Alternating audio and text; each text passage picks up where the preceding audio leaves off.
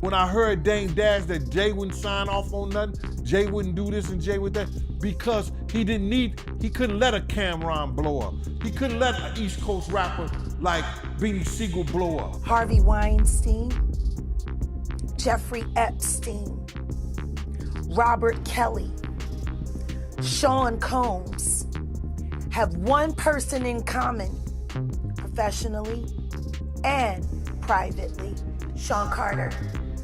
Jay-Z ain't answering the phone? He ain't answering the motherfucking phone. After viewing the 50 Cent's Diddy documentary on Netflix, one item most likely caught your attention: Away. Jay-Z was nowhere to be seen. He has nothing to do with it. It is very peculiar, isn't it? There are no images, mentions, archival footage, or anything else. Even so, Diddy and him had a tight and passionate connection. Additionally, it becomes weirder the more you consider it. This wasn't random, that's the problem. Several industry insiders claim that Netflix abruptly cut a whole segment of episode 4. What did it possess? According to rumors, it was internally referred to as the Jay-Z recordings, and 50 Cent made a strong effort to retain it in the documentary, but Netflix ultimately decided to remove it. Are you coming out? I know next year is going to be a number 2. Season 2? I just put it on YouTube. I just put it on YouTube. But according to what we're learning today, that part was eliminated because the federal government became interested in the information that 50 Cent had gathered and may now be planning a thorough investigation into Jay-Z and his alleged crimes. Everybody that is said, and Desiree Perez, all them people got dirt under them, bro. You understand? All them people got dirt on their fingernails. Jay-Z got dirt in his fingernails. You understand? Jay-Z was messing with young girls from our block. Tiring them. I'm putting it out there. You know what I'm saying? I'm picking a side.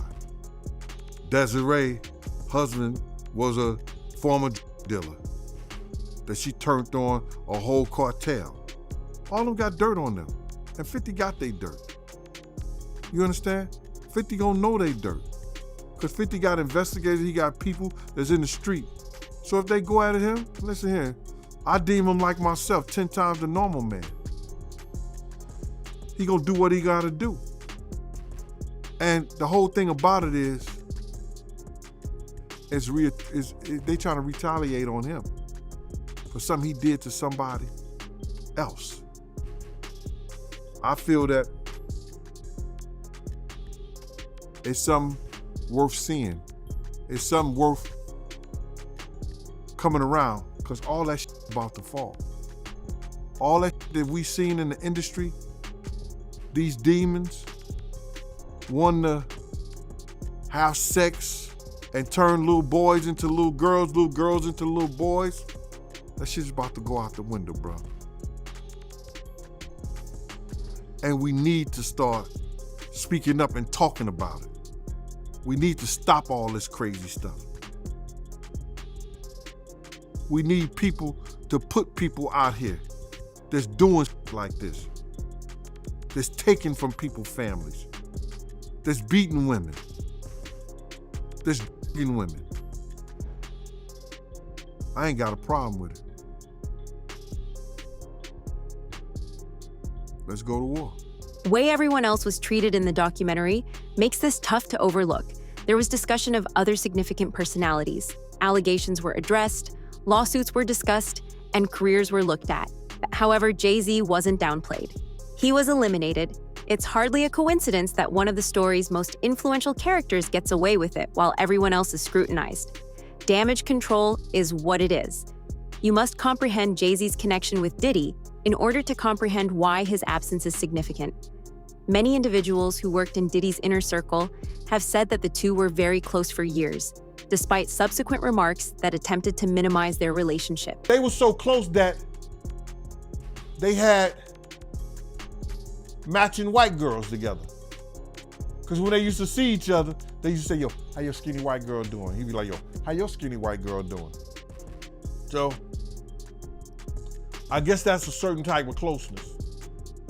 I ain't know anything about that, man. I ain't know about, Jay touching his, ass. So I gotta go see the video. I ain't hear about that. Come on, man. Everybody's seen that. 50 even pointed it out. Excuse me. When they was in ATL on stage. Remember when 50 bum rushed the stage with them? Yeah, I think I recall that. When Puff came on stage, first thing he did was pat Jay-Z on that. But I forgot. That's your favorite rapper. Hey, him and Pac is 1A, 1B. But what's your issue with Jay, man? I didn't know you had an issue with him. I'm never a fan of somebody that I was gonna knock out.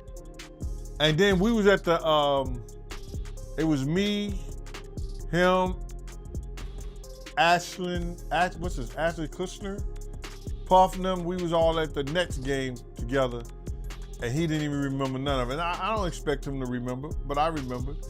You understand? And he told Puff, he said, yo, Puff, yo, I heard about that Gene right there. That Gene got a mean left. Oh, you said that Gene a knock a out. Then he gonna come up to me and say, man, you look like, man, you a tear ass up. And I said to himself, I said, yo, no Diddy. Pause, whatever. I said, he don't even remember. I was about to knock him the F out. He didn't even remember. He said to me, to Laura. That's how these guys are, man. They'll cause situations and cause problems, and then they'll forget what they done because they on a whole nother atmosphere. This was more than business. It was more than simply music. According to insiders, there is a strong personal and professional connection. Jay-Z's legal team swiftly issued statements claiming they weren't actually close when Diddy started to face significant legal pressure. That didn't resemble reality at all, according to former insiders who promptly fought back. The public narrative, according to some there, did not match what transpired behind closed doors. That had to be there. We getting tighter, you know what I'm saying? And united we stand, and ain't nothing else. Black excellence, they're sitting there like, yeah. It's the billionaire brunch. You're like, I hate you, man. Unaware of anything going on here. This is the one time I'm gonna be with you this year. Jay-Z is setting Diddy up. He ain't doing different. He lined up D. Haven, stole his life and identity. He lined up Big L, stole his life and identity. He lined up Dame Dash, stole his life, identity, and took his love. Lined up R. Kelly. He wants to be the one. And that's crucial because federal investigations don't concentrate on a single individual as they grow. They examine networks. They observe who was there, what they knew, and who said nothing. People start pulling away at that point, and it seems like Jay-Z is afraid of what Diddy would do to him. Relationship and the camaraderie between the Jigga Man and the Diddler. Okay? These are two people that have been working in concert, collaborating and competing.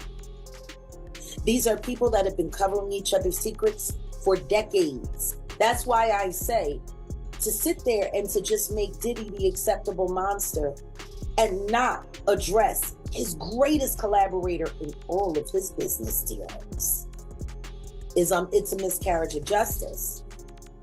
Because what you're doing is you're leaving the other half of this two-headed monster out on the street to still be able to do what they do. While this one looks like he's down. This is a man who pow-powed his own brother and somehow walked away from that instance, got involved in the street trade, and somehow everyone else went to jail except for him. He's been making deals with the government and with the feds for quite some time. If none of this is real, how does the CEO of his record conglomerate Rock Nation, how is she a known federal informant whose background is transferring on multiple levels? Desiree Perez is one of the most despicable human beings to ever walk the face of this earth. And I'm not saying allegedly, I know that about you, man. I know about all your business dealings in Laredo. I know about all your business dealings in Guadalajara. And I know about who you know in Sinaloa. Why is a woman who's had this much engagement with the Mexican cartels running a rap conglomerate. That makes no sense. And she is a chartered government informant.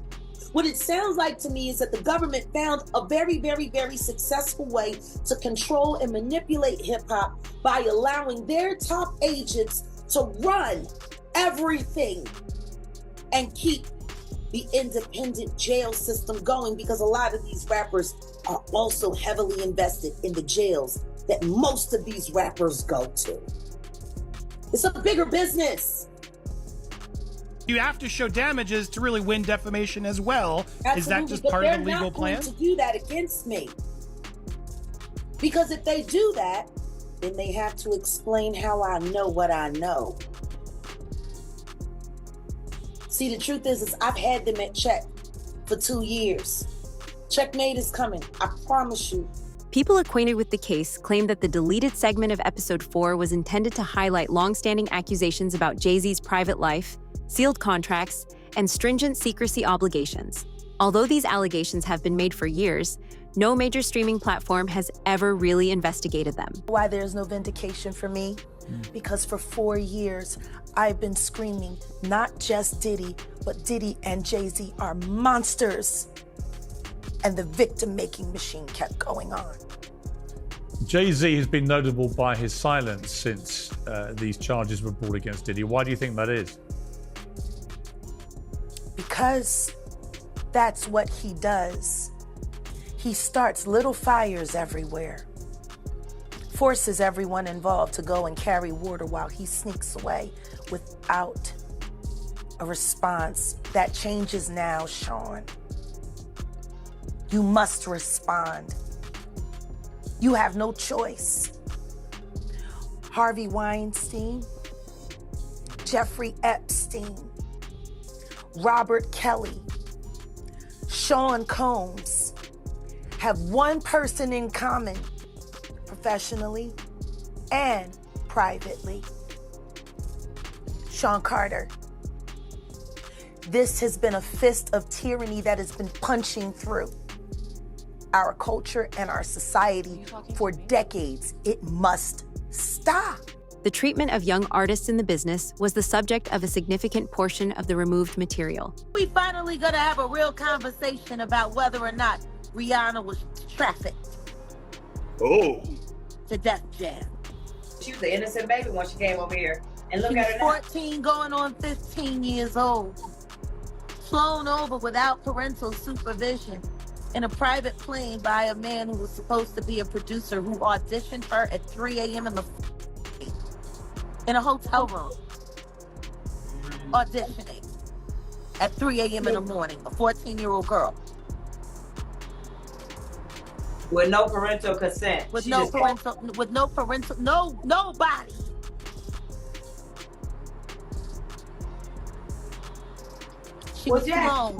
She was flown to another country.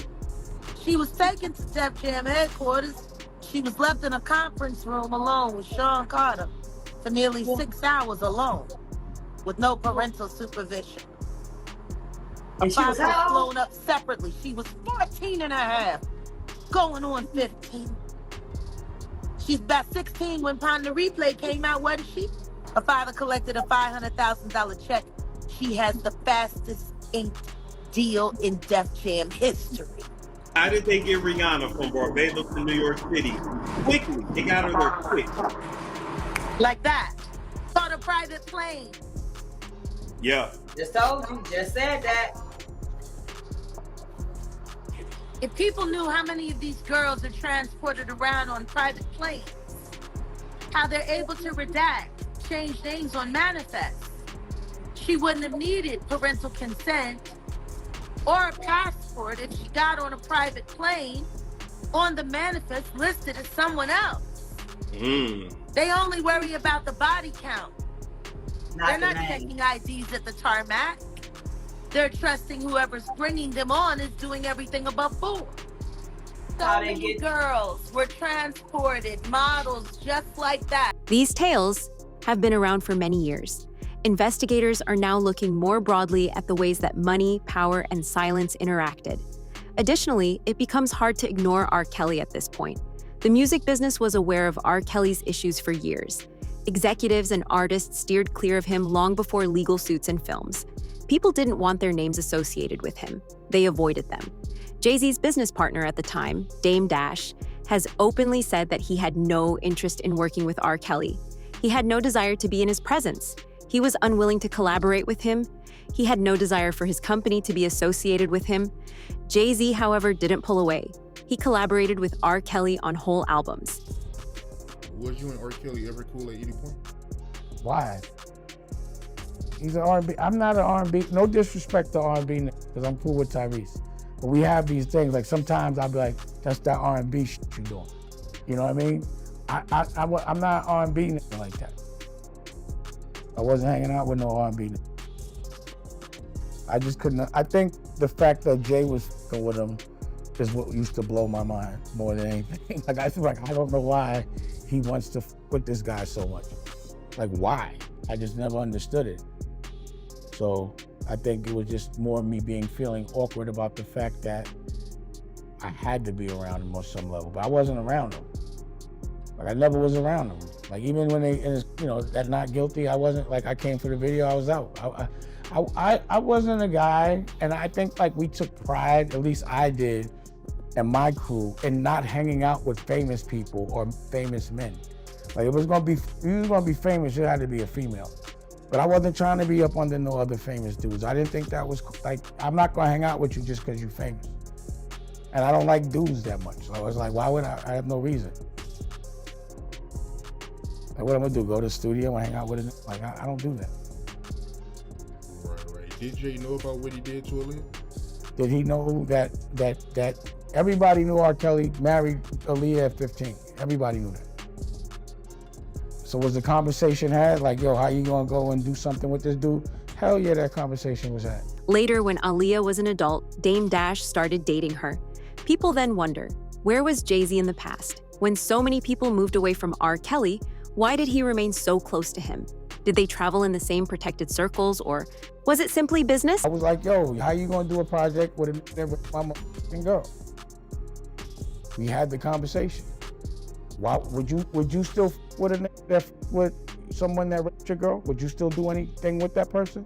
So why would anyone expect me to? Like that's what I don't understand. I'd be like, yo, people be like, why? Just that alone. There's a lot of other, but that alone was like the nail in the coffin for me. I was out of there. I was gone. Trust me. After that, I don't want to be nowhere near. I knew that shit was gonna blow up. I didn't want no parts of that shit.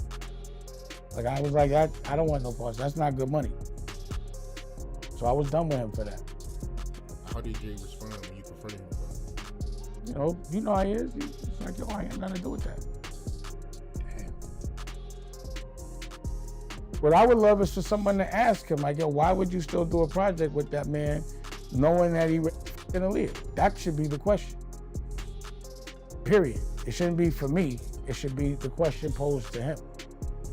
I don't give a fuck about nothing else. But that right there was bridge burnt. But I just was like respecting her, respecting the business. But I was I moved out of Rock. Like if y'all look at, I left Rockefeller. It wasn't that I got kicked out of Rockefeller. I left Rockefeller. You understand what I'm saying? The option was there for me to stay. I did not want no parts of it. I was done. I left Rockware. Think about it, bro. I said, f all the money, all it. I'm out. Now think about, a lot of men would not have made that choice. But any real man would have to make that choice. I was left no choice. He gave me an offer I could not refuse. Like, we done. You know what I'm saying? You gonna put this man, you knew he raped my girl, you was in love with her. How could you do that? It's obviously you want me to feel away. Like it wasn't enough money for us to do that. So I was done. This is the point at which Jaguar Wright reappears. Jaguar, who has been speaking out for years, says she was unable to remain quiet after seeing what really went on behind the scenes in the business, particularly with regard to Aaliyah. She argues that fear and pressure from the business dominated her and forced her to sign stringent agreements to be silent. It is time for Aaliyah Dana Houghton's death to be properly investigated. According to the official story, Aaliyah perished in a terrible aircraft accident in 2001. Numerous hypotheses have been put out over time. There are many who think it was a horrible accident. Some people think there are still unsolved issues. However, Jaguar Wright doesn't think it was a coincidence. She thinks it was planned. Aaliyah was sitting in a taxi as her team and the flight crew argued nearby about whether or not to take off, and she complained of having a headache. Now, reportedly, a baggage handler nearby said that someone from her entourage gave her a pill. She took the pill, and that right after, she fell into a very deep sleep. So deep, in fact, that she was carried onto the airplane still asleep and may not have even been aware that she was on the airplane. Now, we should say we don't know what that pill was. It could have been aspirin. Maybe she was just very tired from a long video shoot, and the baggage handler did say that she took it willingly, but it does reveal some new information about those final moments. After the crash, investigators determined the small plane was carrying about 700 pounds over its limit, and this is important, the center of gravity was too far back in the aircraft. The pilot did not want to make this trip, and he reportedly argued with Aaliyah's team because he thought that it was unsafe. So he did make those calculations, and he did decide that it was unsafe. However, after protracted negotiation, they went through with that flight. Now, we did also learn some new things about this pilot. According to autopsy results, he had both alcohol and cocaine in his system. The pilot did? The pilot did. Whoa. He was not the authorized pilot for that plane, and he had just joined that company a few days prior to that flight. So he was very new with that company. So Jaguar Wright alleges that the deaths of Aaliyah and other popular artists in the music industry is a bigger scheme and something else is behind it. So I'm gonna go ahead and roll you guys this clip of everything that Jaguar Wright had to say, and you guys let me know what you guys think about all this in the comments. But Aaliyah, why haven't we demanded more answers? After all this time, everyone is quick to agree that something is rotten in Denmark. Yes. With that. And everyone says it, even in the news reports, and yet no one has said it's time to talk to Hype Williams about why he didn't want Aaliyah to get on Lenny Kravitz's very, very, very wonderful and safe plane, to get on a janky one that he forced her on, which, by the way, she didn't get on willingly. She was and carried on.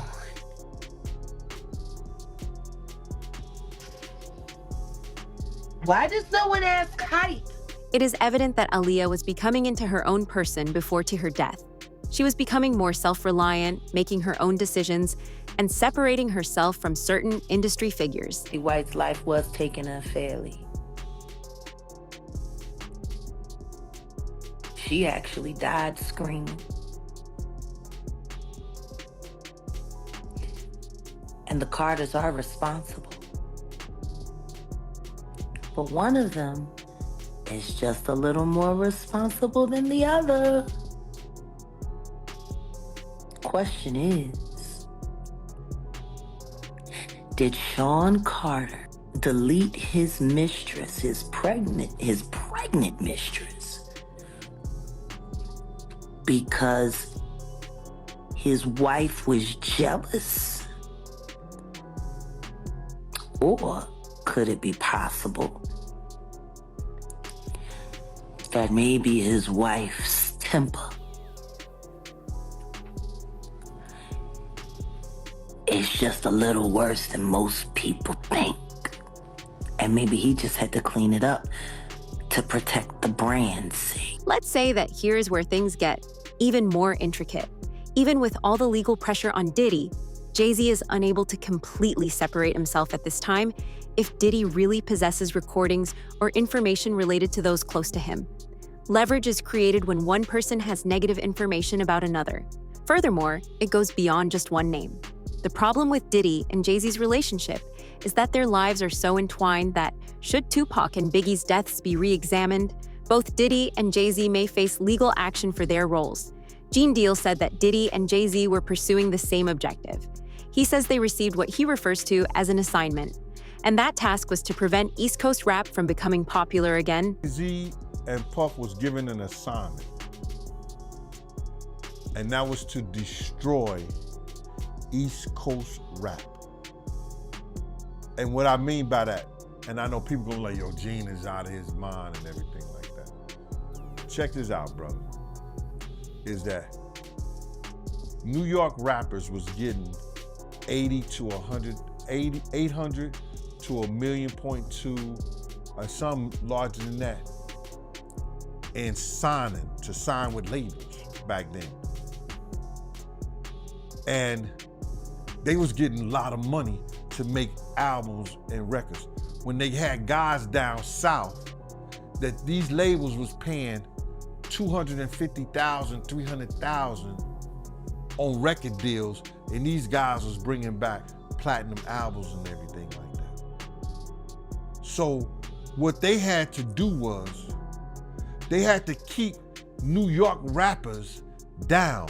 That's one reason, other than the Irv Gotti shit that 50 was going through and the poison they was putting in about 50, he had to go elsewhere to California or with Jay and not with Dre and Eminem to get a deal. They did not want East Coast rappers to get big. They were suppressing all new artists that was coming out of New York. Jay and Diddy was doing that. That's why when I heard your story, because I knew this for a long time, but when I heard Dame Dash that Jay wouldn't sign off on nothing, Jay wouldn't do this and Jay would that, because he couldn't let a Cameron blow up. He couldn't let an East Coast rapper like Beanie Siegel blow up. Because him and Diddy was giving that deal, we gotta keep these East Coast rappers down. Gene claims that something changed after that. And then, along came a somebody. They was about to bring East Coast rap back. And there's nothing they could do about it. And this kid was finna put East Coast on the map, just like Big did. And this is after 50. And that was Papa Smoke. Pop Smoke. That was Pop Smoke. Let me just tell you something, man. 2 weeks before Pop Smoke died, K Slay, who heard this shit from the industry, that knows shit that happens in the industry, set Pop Smoke and his people down and gave them a jewel. He said, y'all gonna have to protect him with his life, with y'all life. Y'all gonna have to protect him with y'all life. Cause he know Pop Smoke was about to bring rap back to the East Coast. And what happened? Pop Smoke ended up dead. Now, I ain't trying to say that's some kind of conspiracy, and maybe some other shit was going on, or this, that, and the third. But brother, he had that conversation with K Slay 2 weeks before he was murdered. They didn't want rap to be back on the East Coast. Ultimately, this is more than a single documentary or a single missing part. It's about recurring patterns, powerful individuals remaining shielded, unresolved questions, and tales that only surface, years after the harm has already been done. One thing is difficult to overlook, regardless of whether you accept their assertions. It was unusual for Jay-Z to be absent from the documentary. There are serious concerns when one name is totally removed while everyone else is scrutinized. And those questions won't go away now that more insiders are coming out and investigations are expanding. What do you suppose will happen to this? Tell us in the comments section below.